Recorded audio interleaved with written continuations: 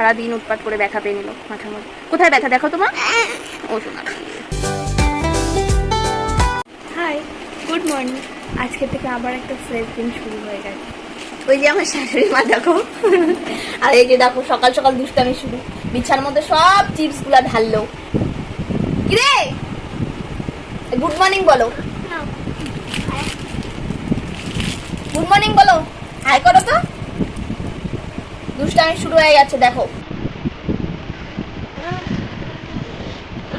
সকাল সকাল তোমাদের দাদাভাইয়ের সাথে একটু বেরিয়ে পড়েছিলাম, ওয়েদারটা বেশ ভালো ছিল। দেখো দোকানটা কি সুন্দর, অনেক সুন্দর সুন্দর মূর্তি। তারপর হঠাৎ করেই দেখি মা চলে এসেছে। সামনে সামনে বিয়ে হলে এটাই ভালো জিনিস, সব সময় কাছে থাকা যায়। মার সাথেও একটু কথা বলে নিলাম।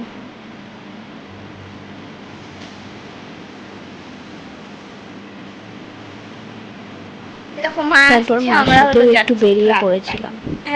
সকালের ওয়েদারটা তো ভালোই ছিল, কিন্তু মার সাথে বেরোনোর পরে দেখি ওয়েদারটা প্রচণ্ড খারাপ, প্রচণ্ড গরম, প্রচণ্ড রৌদ্র উঠে গেছে। তো তাই তাড়াতাড়ি বাড়িতে ফিরে এসেছি। এইভাবেই দিনটা পার করে দিলাম। রাতে বরের আবদারে ফ্রাইড রাইস আর কাঁকড়া।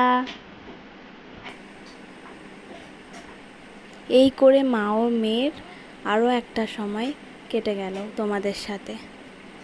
আজকে এখানেই ব্লগটা শেষ করছি। সবাই ভালো থেকো, সুস্থ থেকো। Good night.